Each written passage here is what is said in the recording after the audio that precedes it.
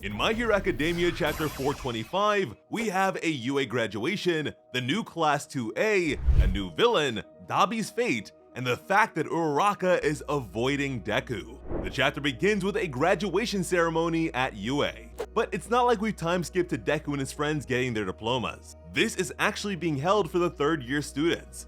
Their graduation would have happened sooner, but the wars threw that off course. Tamaki receives his diploma first. After him, the idol of UA, Nejire, receives hers. And for most of the male student population, this is a very sad day. We can't forget that Nejire won the school beauty pageant during the festival. It's still crazy to know that when she first entered the school, Nejire was antisocial and distant with no friends since her quirk was too amazing.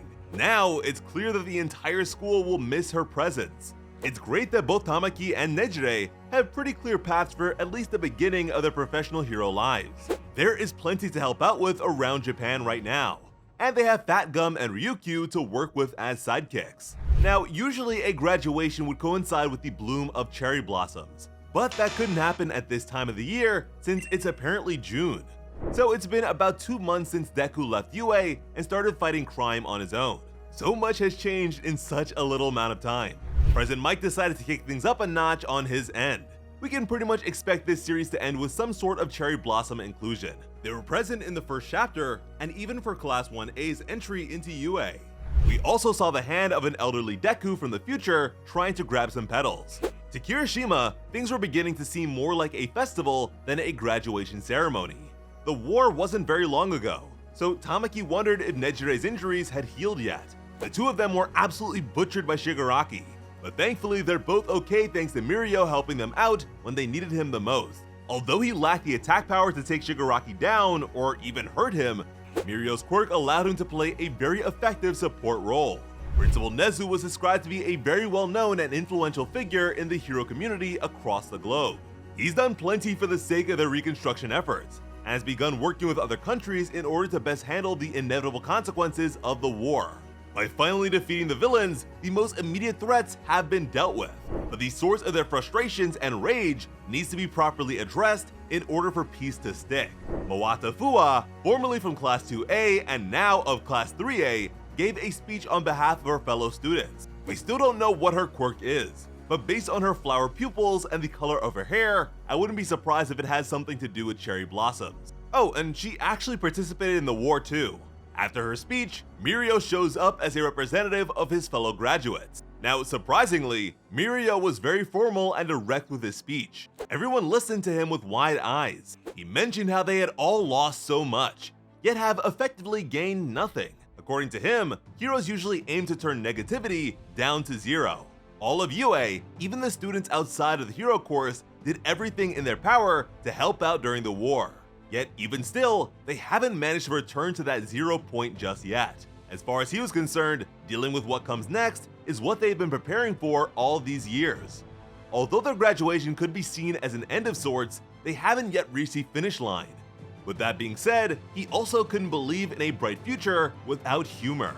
His goal isn't to make a world of zeros, but a world of positives where everyone can smile. More than just keeping things at a neutral 0, he seeks to bring prosperity up to the number on his hero costume, a dream he intends to strive towards with Sir Nai in mind. Then he activated his quirk, and Bibimi Kenranzaki's golden tank broke through the wall behind him. With Nejire gone, the self-proclaimed pinnacle of beauty may very well rise again. And this is how Mirio decided to say farewell to his former peers and future colleagues. After that, it's on to the new Class 2A. They're in a temporary classroom for the time being since UA's reconstruction is still in progress. Everyone was happy to learn that Aizawa would be remaining with their class as their homeroom teacher. Mina was even moved to tears. Bakugo's condition was way worse than most, so Sarah wondered if it was really okay for him to be with them. But according to Dr. Yoshi's diagnosis, going to school would be fine, as long as Bakugo doesn't get loud. Now, a few arcs back, that would have been an impossible challenge on insane difficulty, but these days, Bakugo is almost a totally different person. Aizawa then brought Aoyama into the class. The former UA trader had an announcement to make. He would be leaving UA. The rest of the class was shocked. Even though he was told he could stay by Detective Tsukauchi, Aoyama believed that leaving was the right thing to do. He wasn't fond of having joined the school due to All for One's direction, and didn't believe he had the right to remain. To make up for what he's done, he plans to start his hero journey all over again from the beginning. This is what accepting Deku's hand meant for him. He started crying while he forced a smile. And again, he offered Deku some cheese, but bro was not eating that. Unwrapped pocket cheese is a crazy parting gift, but thankfully, it's not the only one he has. Oyama was sure that someday he would be able to stand side by side with all of his friends as heroes. Everyone was moved by the gesture and meaning behind it. They didn't want to see him cry anymore, which is when he decided to present an incredible surprise as he fired his lasers. Although he was leaving, Shinso would be joining Class 2A. For a while there, we didn't know if he would end up in Class A or Class B. Besides the fact that he's pretty much already been adopted by Eraserhead and has been training under him specifically, with Oyama's seat now available, Class A makes total sense. Now, Oyama's former classmates were a little too excited by the reveal of his replacement, so the little star got a bit gloomy and started shooting his lasers all over the place again. These lasers actually made Hagakure visible to her classmates. At this point, we've seen her a good amount of times, but this is the first time most of her classmates have. And the sight of her was enough to bring Mineta back to his old ways. He was shocked to find out that there was apparently a goddess among them all along. Aizawa started to choke the kid out with his capture tape, but honestly, this is very tame for Mineta. Maybe this can be a genuine crush and not a true return to his weirdo behavior. Mawata showed up for the second time this chapter to speak to the new Class 2A and explain what they'll be doing with their time. Under her leadership, the second and third year students would be traveling across the country to help out with the reconstruction and restore Japan's safety. It's believed that the history books will focus on the time after All Might's retirement and the Battle of Jakku, but a lot of the current chaos would fail to be properly documented. To Shoto, this sounded a lot like the era of chaos that All for One rose up from. At the height of the country's turmoil, Kudo and Bruce even compared things to their own turbulent era. Mawata left after her announcement, but mentioned how jealous she was of the new 2A for not having to experience Aizawa's expulsion prank. If you don't remember, in the beginning, Aizawa threatened to kick the entire class out of UA, which is something he actually did the year before with Mawata's class. But that was mostly just a wake-up call for them. It's what really helped her understand why she wanted to become a hero in the first place. And Deku seemed to think deeply about what she said. And thus far, Deku has been pretty quiet. I'm actually a little surprised that there hasn't really been any fanfare after all that these kids have managed to do. They didn't just participate in the war, they were instrumental. They may not be heroes for the sake of being praised, but I'd still expect praise to be a factor at least. Imagine if nobody cheered for Naruto after he beat Pain. Now, while Class 2A walked together, some of them were excited about the new first-year students that would be showing up the next day. These new kids will have taken their entrance exams back in January. Under normal circumstances, they would have started school in April, but these current circumstances are anything but normal. So like Deku's class, the new Hero Corps students will be in for a pretty abnormal school year.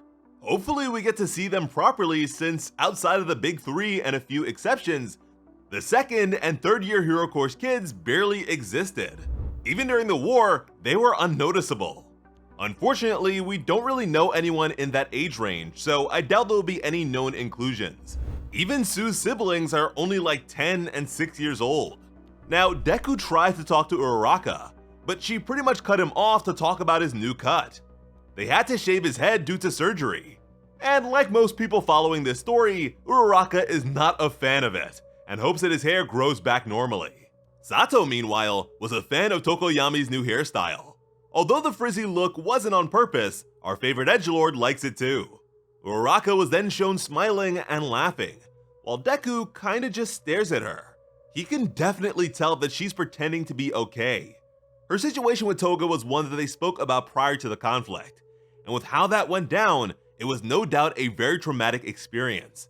It's time for Deku to help Uraraka like she helped him. After all, what kind of hero can't even help save their own friends? And ideally, this will be how Horikoshi wraps up their romantic subplot for the end of the series. We then have a brand new character revealed. They're panting and seem frantic as they move through the destruction. Deku then turns to Shoto and asks if he'll be going to Oyama's farewell party. Shoto was willing to, as long as it wasn't today. Deku's concern was clear, but Shoto insisted that he'll be fine. Again, Shoto is not okay, and the same sort of thing will need to be addressed. This is why Horikoshi gave us shots of them in the previous chapter when Deku mentioned how there was still work to be done after the war. Then things end off with Endeavor in a wheelchair seated in front of a construct behind a glass. So although we were off the mark on the fate of Tenko, it seems like we were right about Endeavor finally giving Toya the attention he so craves by visiting him daily. It's a miracle that Dabi is still alive, but at this point, he's practically just a skeleton. Horikoshi's inspiration for him might have been Ghost Rider. I'm assuming that Endeavor's consistency here will be just like his routine of sending Ray's favorite flowers to her. We know that Endeavor lost an arm, but I wonder if he'll continue being a hero. If not, then the Billboard hero chart is going to look very different. Yoroi Musha retired and didn't come back. Crust died. Miruko lost both her arms and only has one leg. Edshot turned into a worm to save Bakugo. Best Jeanist has been frayed since the Kamino incident. And Hawks is quirkless. Although they managed to win the war, the heroes of Japan are weaker and more vulnerable than they have been in decades. Heroes from other countries may be able to help out, but that can only last for so long. They'll need to be able to stand on their own in due time. We still don't know anything about this presumably new villain, but there's no shortage of work to be done by our new heroes. And this may very well be how Deku expands what remains of his embers. You can look forward to our more in-depth breakdown very soon. As always, I'm Otaku. Thank you all so much for watching and have an awesome day. I love you.